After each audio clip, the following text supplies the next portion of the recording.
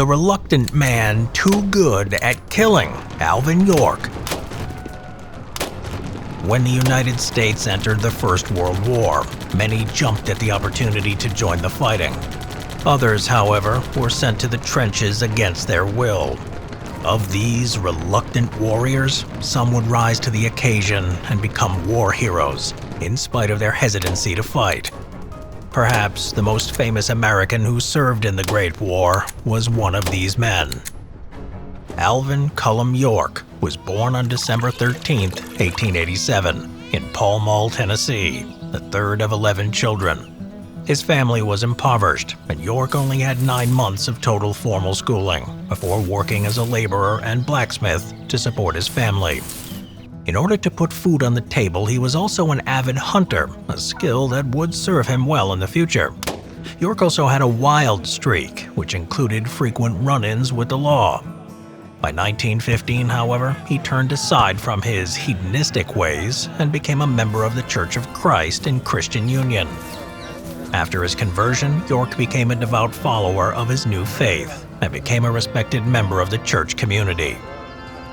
In 1917, the United States joined the First World War, which had been raging for 3 years. In order to fill the ranks quickly, the government instituted a draft, and on June 5, 1917, York received his conscription notification. Due to the commandment, "Thou shalt not kill," York claimed conscientious objector status. This request was denied 3 times, and York was officially inducted into the U.S. Army.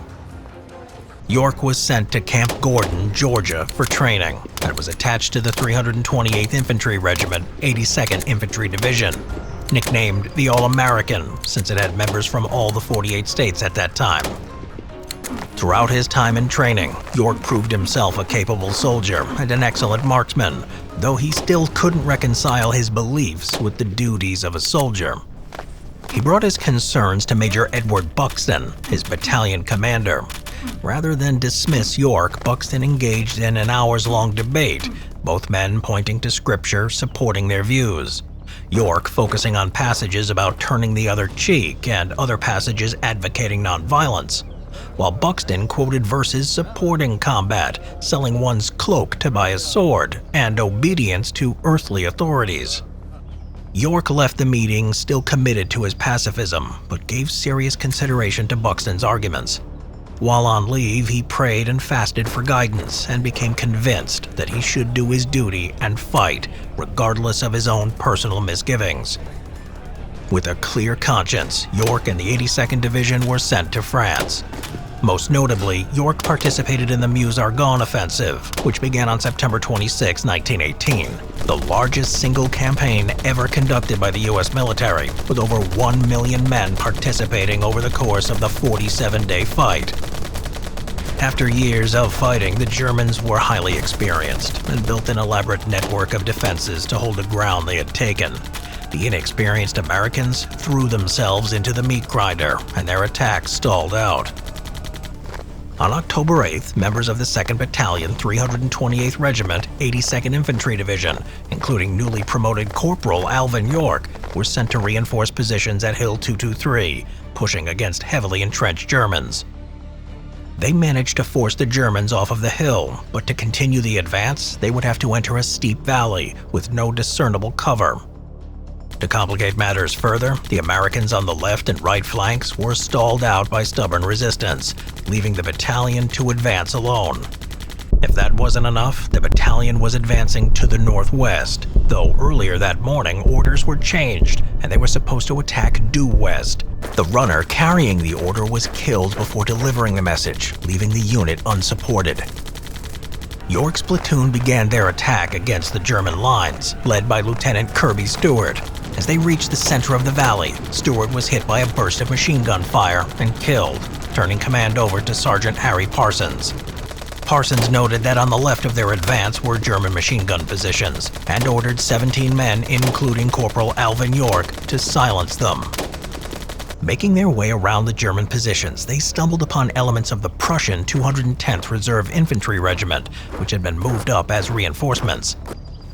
The Germans were resting after a forced march the night before and had set their weapons aside when confronted by the Americans. Caught off guard, the Germans surrendered. On a nearby hill, German machine gunners noticed what was happening and swung their weapons towards the Americans. They shouted for their countrymen to get down before unleashing a torrent of fire on the Americans, hitting both the doughboys as well as their fellow Germans. Of the 17 Americans, 6 were killed outright and 3 were wounded. While some of the remaining troops guarded the POWs, York was now the senior NCO of the remaining 8 that were capable of putting up resistance. York advanced to a better position, about 50 yards from the Germans. Laying prone, York began to fire into the German machine gun crew and supporting riflemen. There is some controversy as to what rifle York used. Some suggest that he was armed with a Springfield M1903, chambered in .30-06. Even his statue in Nashville, Tennessee depicts him wielding this firearm. It was more likely, however, that he used an M1917 Enfield, a version of the British Pattern 14 Enfield, which was modified to fire the .30-06 cartridge. These had been made by American firearm manufacturers for years for use by the British, and it was easier to convert these for American ammunition than to make enough M1903s. Regardless of the type of rifle he wielded, he did so with devastating effect. Years of hunting experience made York adept under pressure, and he eliminated the machine gun crew and a number of riflemen with methodical efficiency. All the while, York repeatedly called out to the Germans to surrender, so he would not be forced to take any more lives. With the machine guns silenced, York made his way back downhill. As he walked, a group of Germans spotted him and launched a bayonet attack. York dropped his now empty rifle and drew his pistol, a Colt 1911. He stopped next to Private Percy Beardsley, the unit show shotgunner, who also drew his Colt and began firing on the charging Germans. Drawing on his knowledge gleaned from hunting turkeys, York aimed for the rearmost German first, the idea being that if the leader was dropped, the others would scatter and be more difficult to eliminate. Working his way from the back to the front, he methodically picked off the attackers one at a time, supported by Beardsley. Some of the Germans fell back in the confusion, but one by one, they fell, until the 6th was less than 10 feet away when hit. After seeing his countrymen being killed, a German officer among the POWs who spoke English approached York, and after a brief exchange, said that he could get the remaining Germans to surrender. York agreed, and the officer blew a whistle and began shouting orders. York used him to translate instructions, and soon he, his surviving men, and a column of German POWs were on their way back to American lines. The group eventually arrived at a rear area when an officer approached York, stating, "Well, York, I hear you've captured the whole German army." York replied, "No, sir, I only have 132. During his action in silencing the machine gun and stopping the bayonet attack, York killed 25 German soldiers. Due to this feat, York was promoted to sergeant and was given the Distinguished Service Cross. In April of 1919, a review of his actions had this award upgraded to the Medal of Honor. He would also be awarded the French Croix de Guerre and several other foreign medals. After the war, York returned home to Tennessee and tried to reintegrate into the life that he had left behind. He did use his fame for charitable works, most of which focused on improving the lives of the residents of impoverished Appalachia.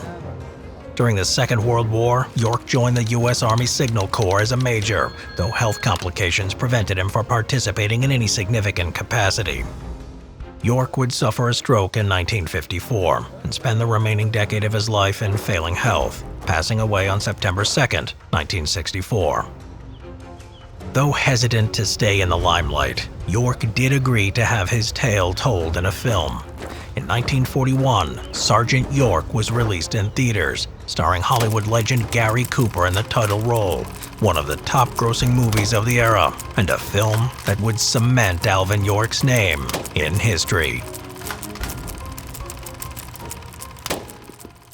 We upload all the videos that we have to censor from YouTube to our Patreon. Right now, you can watch uncensored videos on the Battle of Compiègne, medieval warfare, and the Sherman tank, all on Patreon. History is epic. Watch it uncensored.